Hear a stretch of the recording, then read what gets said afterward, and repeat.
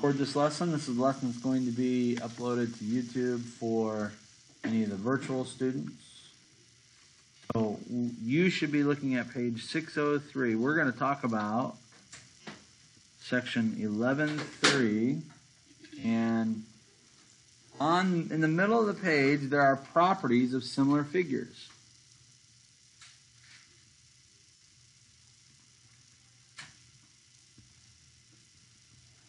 So if you look there, we're going to talk about those two things right in the middle of the page.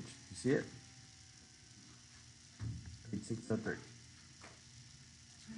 There's two things. Number one, that the angles are congruent. So if I have, let's just make the triangle. If I have triangle ABC and DEF, oh no, that's called X, Y, Z. X, Y, and Z. Okay, so if I have that, then I know there's two things. Number one, the corresponding angles are congruent. Corresponding angles are congruent. Now, in this, they have a statement where it says triangle ABC is similar to triangle XYZ. And so you can match up the angles. So A is congruent to X.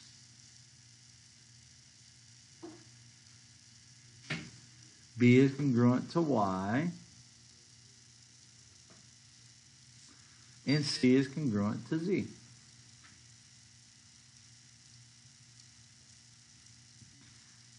Last week I did this. Let's see if it's. Let's see if I can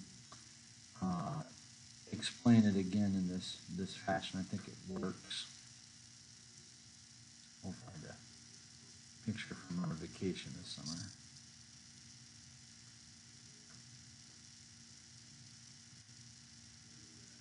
Okay, so here's a picture from our vacation this summer. All right, out west. Okay, now, if I do this, what is that called when I do that? Zoom in, right? Or magnification. You know another word for that? Dilation.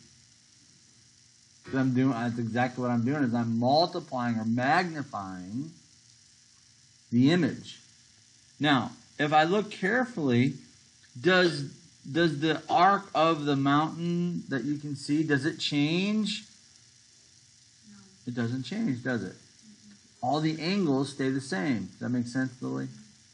And so as I look, the image stays the same no matter how much I zoom in or I dilate the figure. Okay? So that's what this photo is similar to that photo, which is similar to that photo. You see that? And so the photos are always similar no matter how much you zoom in or dilate the photo or the image. Okay, why is that important? Because then all the corresponding angles are congruent. This angle equals this one. This angle equals this one. I mean, I could even, they don't do this, but I could even do a real little one. And if I told you that they were similar, guess what? All the angles are the same again. Does that make sense? No matter how I change the image. Okay, the second part of this theorem is that the corresponding sides. Okay, so the first one dealt with the angles. This is dealing with the sides. Are in proportion. Another way to describe that, they have equal ratios. They're in proportion, they have equal ratios. Okay, so looking at this picture again, that means the length of AB corresponds with the length of XY. So AB and XY Doesn't mean they're equal. Don't make that mistake. Only the angles are equal. They're in proportion. So AB is to XY as BC is to YZ. As AC is to XZ. That makes sense? X, Y, Z, X, Z. So this side goes to this side goes to that side, and this side goes to that side. Have to match up all the corresponding sides. Another thing you can do is look at the way that the statement is. AB, the first two letters, XY. AB, XY. AC, XZ. First and third. BC, YZ. How about other way around? Can we write it the other way? Would that make it incorrect if we said XY to AB, YZ to BC, and XZ to AC? Would that make it incorrect? No, not at all. It's still the same thing. What if we change the order? What if we went BA to YX? Does this change it? Oh no, we got a lot of options then, don't we? CA to...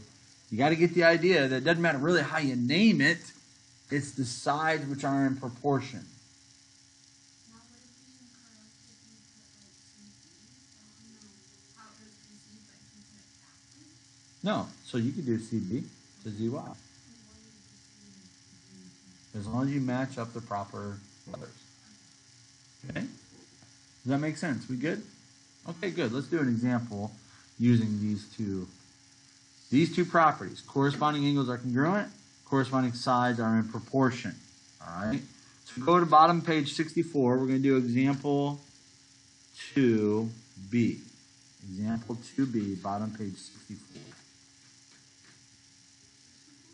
604. 604. All right, so the first thing we have to do is part A. It says find the value of x. All right, so find x in the picture. I'm not going to recreate the picture here. Just look in your book. Find the value of x. All right.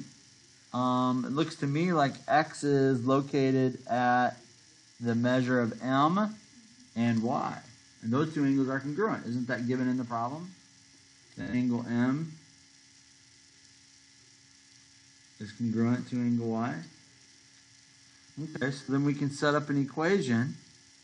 5 times x minus 5, that's m. And that's equal to y, which is 4x. And see how I generated that equation? Because the angles are equal. I'm not recreating the picture, so make sure you look at the picture in the book. This angle here is equal to that angle. When they are similar figures, the angles are congruent. The angles are congruent. Angles are congruent. Got it? Okay, so now let's solve for x. To solve for x, we're going to use our algebra skills. We're going to distribute 5 into both terms. We have 5x then minus 25 equals 4x. Now I got to get my x's on the same side of the equation. Yeah, I'm going to subtract 4x. I'm going to add 25. Whatever I do to one side of the equation, I have to do the other side. So I'm going to add 25 over here. I'm going to subtract 4x over here. I'm left with x is equal to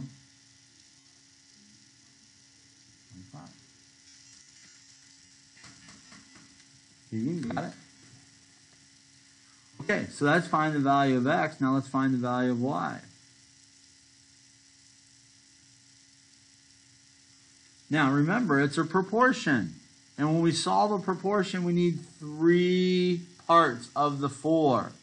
And so you can see in the book they've got JK is to VW.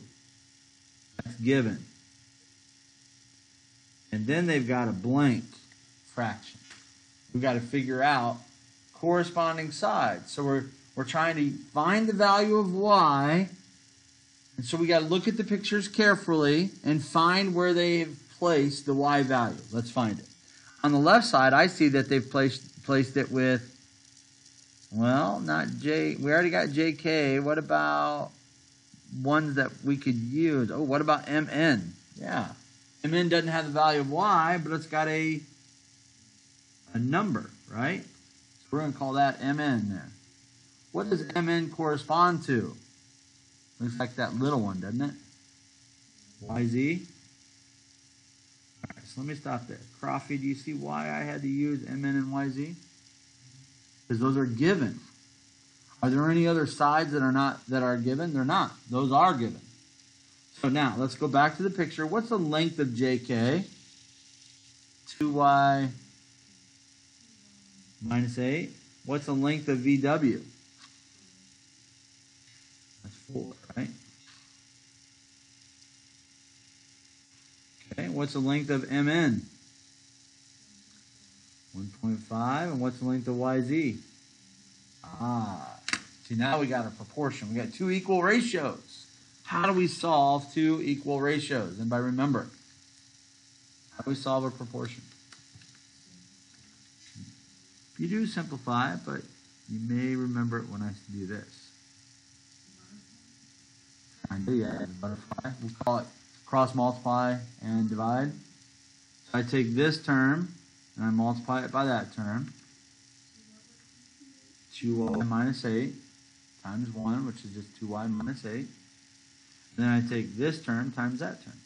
And I set them equal to each other. 2y minus 8 then is equal to 4 times 1.5. 2y minus 8 is equal to, what's that, 6? Now let's solve for y. We add 8 to both sides, so 2y is equal to 14. Divided by 2. And y is equal to 7. Got it? All right, good. Let's do one more example before we give you the homework to work on, and we'll finish off this lesson. All right, so the next example is on page 605. Your turn, number 8 and 9.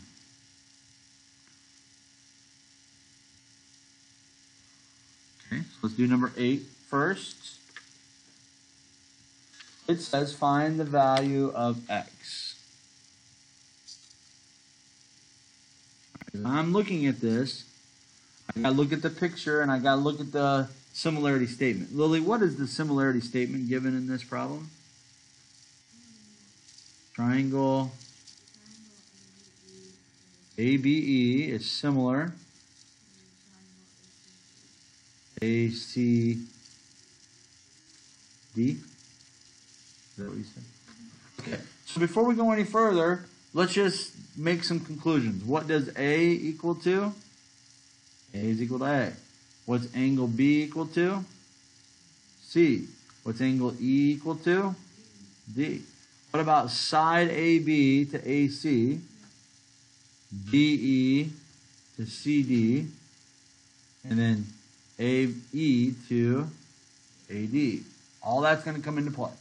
Okay? All right, let's first of all find the value of x. In the picture, where is the variable x? Where is it? AB, or I think that's a degree measure, isn't it? Doesn't it have a little degree measure? Yeah, isn't it angle B?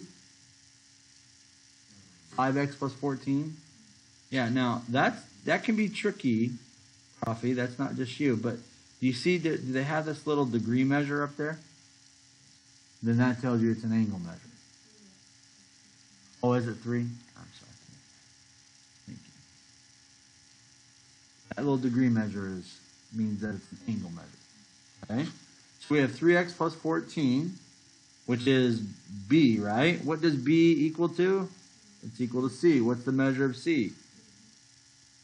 All right, solve for x.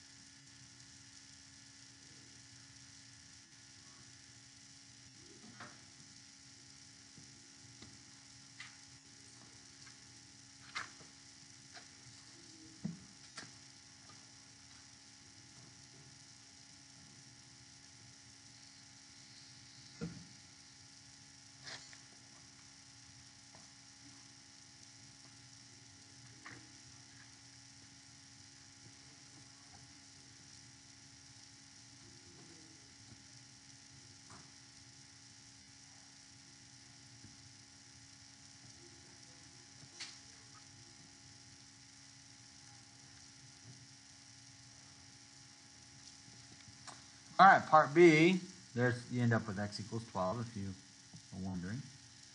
Part B, we've got to set up a proportion. Find the value of y. All right, where is y? Y looks like it's down at ED. Oh, okay, that's a little different because the picture looks like this, doesn't it? And they have y there. So we don't have that portion, as that's not a whole part of a triangle. And so you have to use your segment addition postulate. But this entire thing is 5.6 plus y.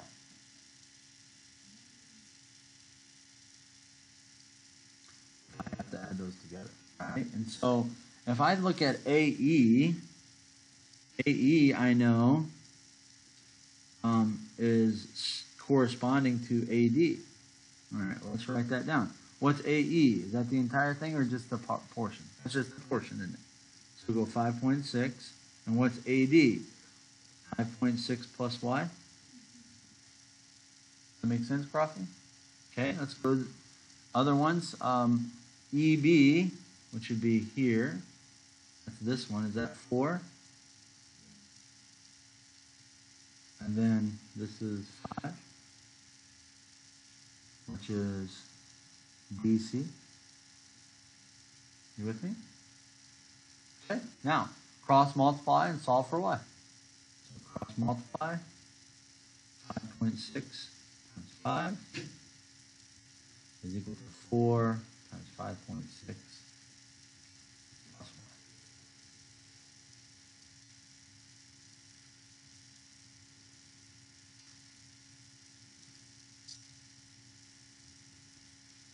5.6 times 5, is that 28? I think it is.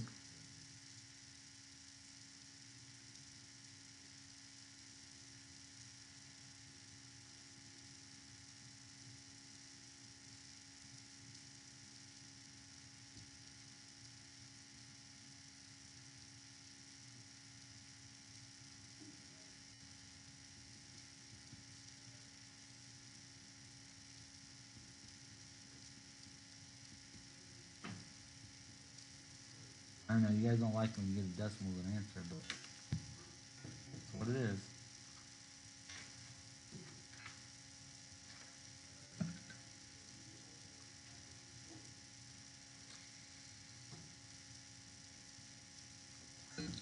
You get the idea, though.